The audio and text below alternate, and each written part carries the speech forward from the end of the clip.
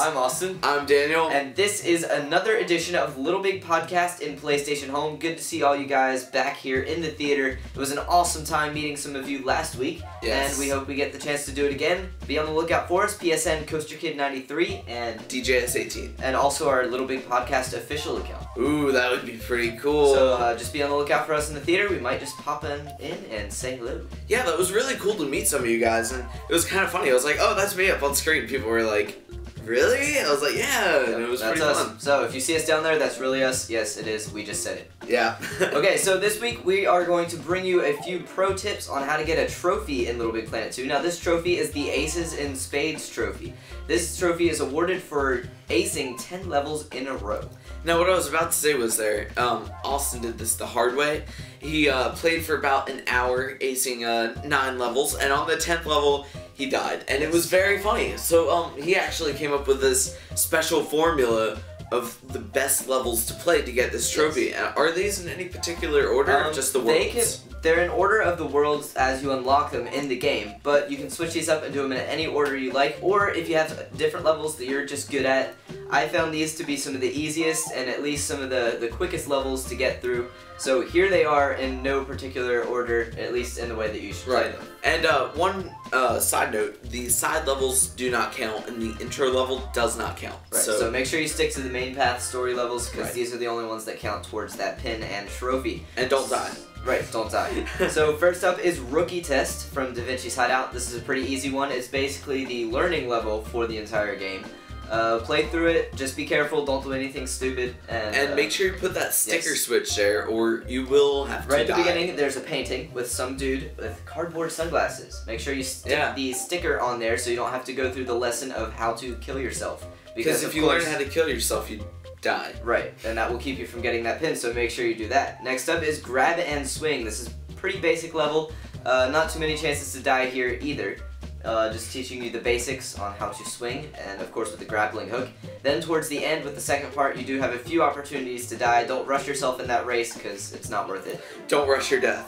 It's not worth it. Right, and then Gripple Grapple, which is another grappling hook kind of level. There are plenty of electricity pits, so be careful on this one. Also, don't rush yourself.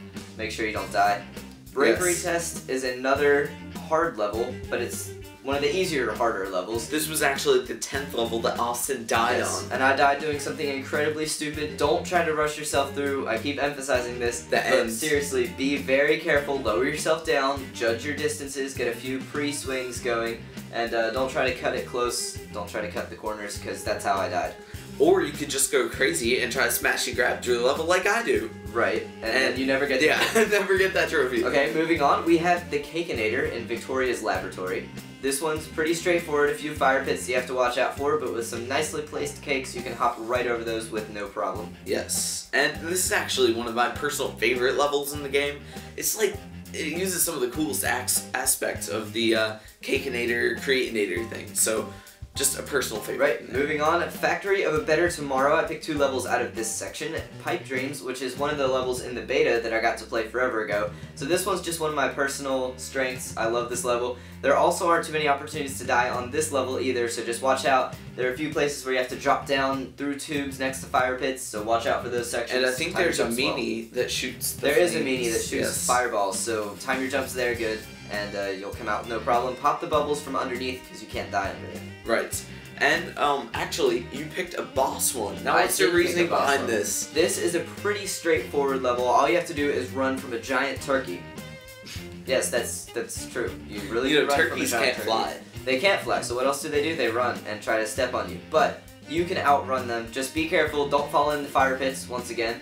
Don't worry about the sackbots. Even though they run ahead of you, don't worry about them. They'll be fine. Don't worry about yourself. You'll be fine if you just run. Don't try to get up on the platforms above yourself, because that takes extra time.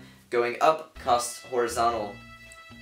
That's a good physics lesson there. It's like, when you go up, you lose horizontal speed in your transfer. That's very true. So just keep running straight, jump over the fire pits, grab the grab switches that you need to, make it to the end, and this is actually a deceptively evil, but at the same time a very easy level to ace. Yeah, and you actually were spared. There's this one part where Copernicus falls into the flames and you have to jump out of the way, and he actually just missed dying, and it was just make sure you get far enough to the right if at all possible. Jump at the last second if you need to, but make sure you clear yourself from where Copernicus falls, or you will regret it. Yes. Big time. You will. Moving on to the next world, Apollonia, and I picked 2 levels out of here also. First off, the Sackbot Redemption. This one involves just flying around in B 2.0, which is a fluffy little bee that you have to pick up these Sackbots with, carry them to their rescue or to their demise, your choice. If you carry them to their demise, it will take you twice as long to ace the level,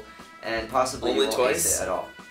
Right, so just be careful. There are a few electricity pits. Luckily with the B 2.0, you are given about 5 hits of death, so you won't die immediately upon touching electricity, but if you stand, or I guess fly, and just hover next to the electricity and let it kill you, then of course you will die. Yeah, but very bad you idea. get to touch and kind of bump into the electricity at least 5 times before you're killed, so you have a little bit of extra grace on that level, but still be very careful, and don't do anything stupid. Yes, and the next level is flying in the face of danger. Now the key to this one is to first think fast, and second, know what you're doing. Play this level a couple times, get your bearings on it. If you actually shoot, there's like a certain spot.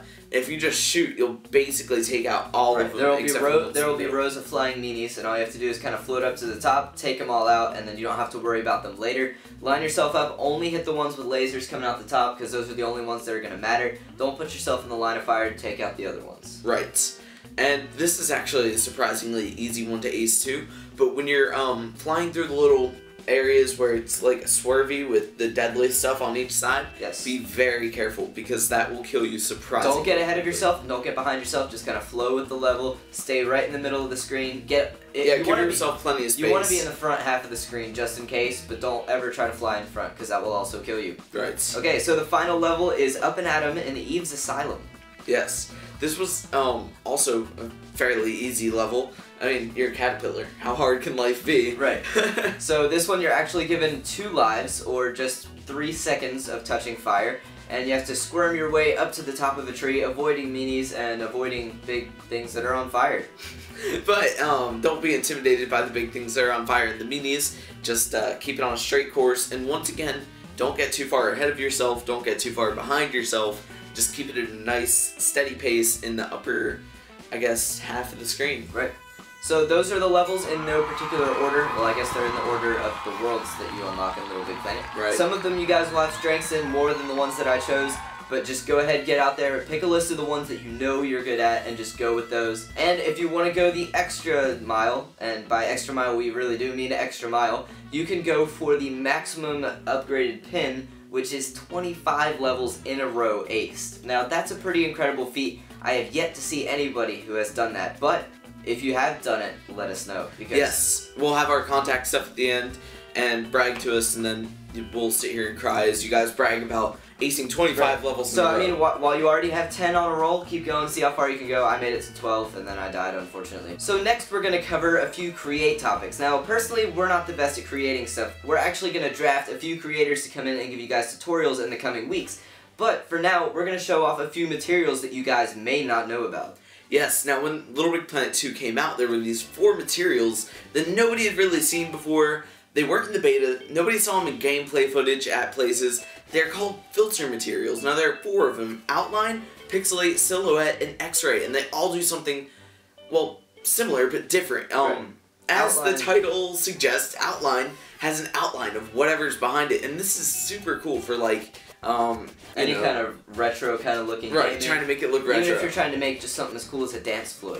This totally works. Yes, it does. Plus, the cool thing is some of these are modifiable, so you can take the outline material and make it any color of the spectrum that you want, and you can even have it variate over time to really give it that raving disco look. Yes, very raving disco. And I've seen this in a lot of levels so far, especially like he said, the retro ones. If you put a triangle behind it, it looks like a little spaceship that you can just fly around. So you can wire that up with some movers and everything, direct control, and it looks really genuine. Right. So a good way to make some arcade mini games. Yes, and Pixelate is not modifiable, but it pixelates the background, almost gives it an 8-bit feel, which is really, really cool. Right. And if you want to create a cool window look, but you don't want to exactly reveal the rest of the background of the level, or if you just want to censor something for fun, you can use this Pixelate material. Right, and I've seen it used for all kinds of stuff so far. And even 8-bit games, I've seen people use it. They just like make, you know, the normal looking thing and then put this in front of it, right. and it looks exactly like it's 8-bit. So that's a really cool material. Next is silhouette. It's kind of like outline except for it's silhouetted. Right. So this one is tweakable as well, so you can change the colors, and once again, dance floor, whatever you guys decide to do is possible with this material. Alright, and our final filter material is the X-ray material. Now this just gives a basic outline of Sackboy, once again, no bones or anything shown on the inside, but it does give that X-ray kind of look to something, so it's perfect for those 8-bit shooters or a TSA screening level. No, it's not perfect for a TSA screening level. That's a bad idea. Good idea. But seriously guys, thanks for joining us this week. Check back over the coming weeks to see even more things, plus interviews with some of the top creators in LittleBigPlanet. You don't want to miss those. Yes, and if you want to send us your ideas for what you think we should do in here, email us at littlebigpodcasters@gmail.com or add us on Twitter at LBPodcast on Twitter. And be sure to check out our website, littlebigpodcast.com. And I guess we'll see you guys later. Bye. Bye.